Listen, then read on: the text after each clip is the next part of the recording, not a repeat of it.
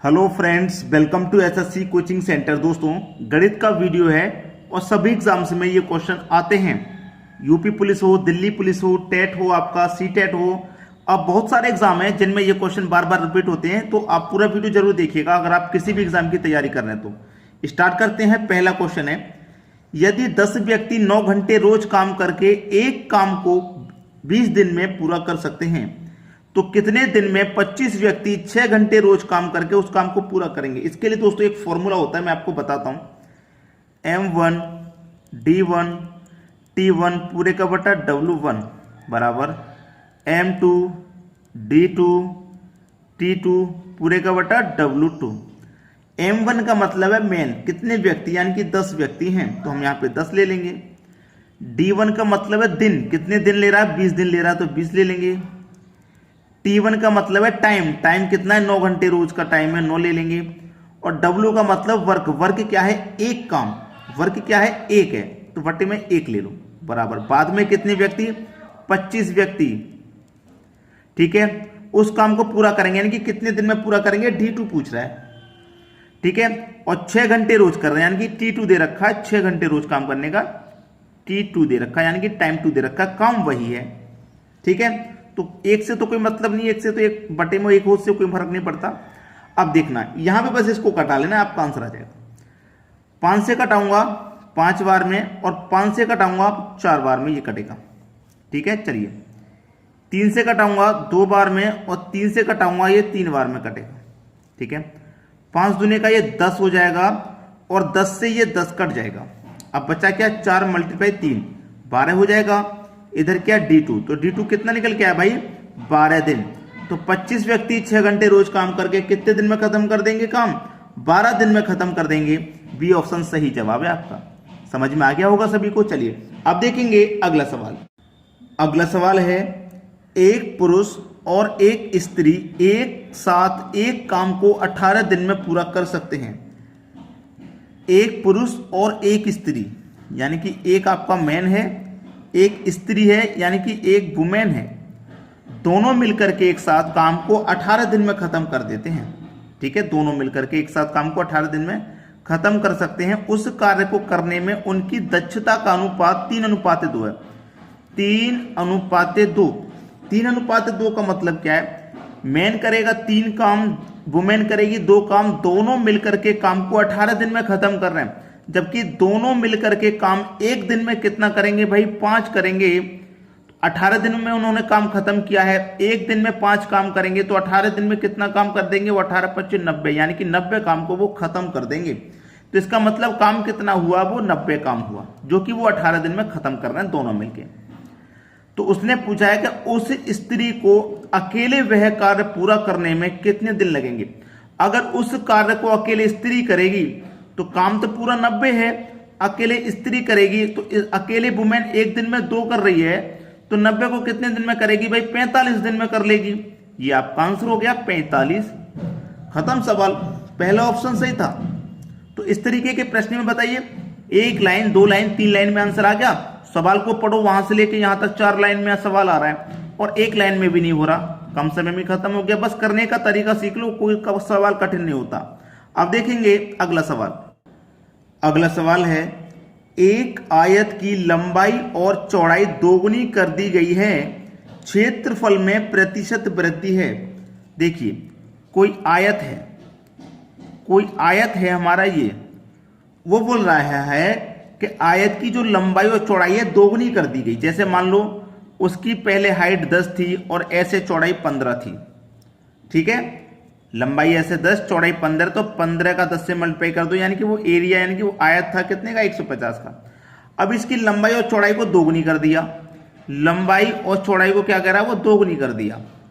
दोगुनी करेंगे तो यहाँ पे लंबाई 10 थी, तो यहाँ पे कितनी हो जाएगी, 20 हो जाएगी दोगुनी करने पे। ऐसे चौड़ाई 15 थी, तो दोगुनी करने पे 30 हो जाएगी। 30 होने के बाद इन दोनों का मल्टीप्लाई करेंगे तो एरिया कितना हो जाएगा, 3 दूने का 6 और 2 जीरो की 600 हो जाएगा। अब देखिए 150 था पहले, एरिया कितना हो गया, 600 हो गया। कितने की वृद्धि हुई, प्रतिशत में वृद्धि पूछ रहा है। पहले ये वृद्धि देख लो कितने की हो रही है, आप बोलेंगे 450 की हो रही है। क्लियर, 450 पे हो रही, कितने पे, पहले 150 थी ना, 150 पे हो रही है 450 की। और प्रतिशत के लिए पूछा है तो 100 से मल्टीप्लाई कर देंगे आप। तो ये 0 से ये 0 कटा दिया, 15 से 45 3 बार में कटेगा, 3 का मल्टीप्लाई 100 से कर दो तो आंसर हो जाएगा आपका 300% भाई। सी ऑप्शन बिल्कुल सही जवाब हो गया। चलिए अब देखेंगे अगला सवाल। अगला सवाल है, यदि ब्याज की दर 10% से बढ़कर 12% करने पर, यानी कि 10 से 12% करने पर 5 वर्षों में 50 रुपए अधिक प्राप्त होते हैं तो मूलधन ज्ञात करो।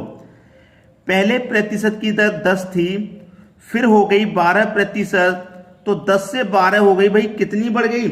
आप कहेंगे सर 2% बढ़ गई। प्रतिशत में 2 बढ़ रही है, यानी कि प्रतिशत में 2 हमें अधिक मिल रही है, और रुपए में कितना अधिक मिल रही है? 50 रुपया अधिक मिल रही है कि नहीं? तो 2% की वैल्यू कितने रुपए के बराबर है? 50 के बराबर। इतना तो क्लियर है, 2% की वैल्यू 50 के बराबर। या फिर आप ऐसा कर सकते हैं कि यहाँ पे 50 रुपए अधिक प्राप्त होती है, ठीक है, प्रतिशत में 2 रुपए 50, तो मूलधन ज्ञात करो। अब देखिए 2% की वैल्यू कितनी है? 50, तो 1% की वैल्यू कितनी हो जाएगी भाई? 1% की वैल्यू हो जाएगी आपकी 25। 1% की वैल्यू 25, 1% की वैल्यू 25, पूछ रहा है 100% की वैल्यू। मूलधन का मतलब कितना होता है? 100% होता है। मूलधन का मतलब कितना होता है? 100% होता है। अगर मैं यहां पे 100% का मान निकालूंगा तो कितना हो जाएगा? 25 का मल्टीप्लाई करो 1 से तो 25 और 2 जीरो यानी कि 2500 हो जाएगा। ऑप्शन में तो 2500 है नहीं, ऑप्शन में तो 2500 है ही नहीं। क्या करें? इस तरीके का क्वेश्चन जब आ जाए आप बिल्कुल इसी मेथड से करोगे और यहीं पे आके अटक जाओगे। जब ऑप्शन में आंसर नहीं मिलेगा तो बिल्कुल यहीं पे आके अटक जाओगे कि नहीं। अब देखो, यदि ब्याज की दर 10% से 12% करने पर 5 वर्ष में 50 रुपए अधिक मिले, 5 वर्षों में 50 रुपए अधिक मिले थे, याद रखना 5 वर्ष में 50 रुपए अधिक मिले थे। प्रतिशत की वृद्धि कितने की हुई? 2% की हुई। 1 वर्ष में 2% की वृद्धि हो रही है तो 5 वर्ष में कितने की वृद्धि होगी? 10% की होगी। 1 वर्ष में 2% की वृद्धि तो 5 वर्ष में 10% की वृद्धि होगी। कितने की वृद्धि होगी? 10% की, ठीक है। तब जाके 50 रुपए अधिक मिलेंगे आपको, यानी कि 10% की वैल्यू है 50 के बराबर, ठीक है। तो 1 की वैल्यू कितनी? 5, तो 100 की वैल्यू कितनी? 500। अब तो मिल गया सही जवाब 500। सी ऑप्शन बिल्कुल सही जवाब है। अगर आपने प्रश्न को ठीक से नहीं पढ़ा तो फिर आप गलत तरीके से गलत आंसर की तरफ चले जाएंगे, सही की तरफ नहीं पहुंचेंगे। चलिए अब देखेंगे अगला सवाल। अगला प्रश्न है, जब 10 की पावर 6 माइनस 12 को 9 से विभाजित किया जाता है तो शेष क्या बचेगा। मैं आपको बता दूं कि जब भी पावर आपकी सम होगी तो पावर 2 लेंगे या फिर 4, और यदि पावर विषम होगी तो पावर 1 लेंगे या फिर 3, ठीक है। तो पावर यहां पे सम है 6, तो इसका मतलब मैं 2 लूंगा। तो 10 की पावर में क्या करूंगा? 2 लूंगा, माइनस 12 करूंगा और 9 से विभाजित करना है, इसका मतलब 9 से भाग देना है। तो 10 की पावर 2 का मान हो जाएगा भाई 100, माइनस कर देंगे उसमें से 12, डिवाइड करना है 9 से। 100 में से 12 को माइनस कर देंगे तो कितना बचेगा भाई? 88 बचेगा, और डिवाइड करना है हमें 9 से, ठीक है। अब मैं 9 से इसको डिवाइड करूंगा तो क्या डिवाइड हो जाएगा भाई? 9 से मैं इसको अगर डिवाइड करूंगा तो क्या डिवाइड हो जाएगा? चलिए करके देख लेते हैं 9 से डिवाइड।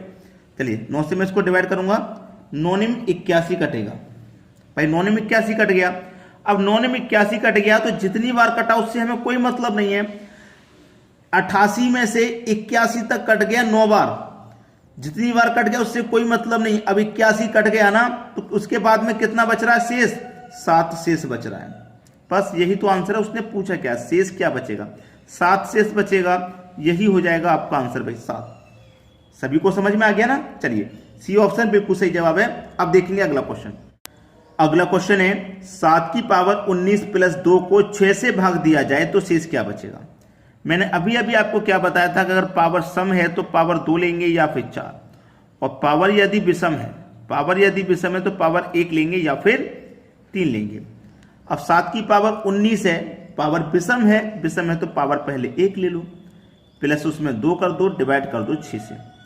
तो 7 की पावर 1 का मान 7 ही रहेगा, प्लस उसमें 2 कर देंगे, डिवाइड कर देंगे 6 से। तो 7 में 2 जोड़ दो, 9 हो जाएगा, डिवाइड कर दो 6 से। 6 कम 6 कट गया, 9 में से 6 कट गया ना, तो 3 बचा शेष।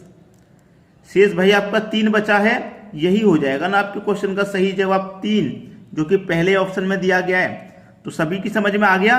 तो दोस्तों लाइक करके जरूर जाइएगा अगर आपको वीडियो अच्छा लगा है तो। ठीक है दोस्तों, धन्यवाद।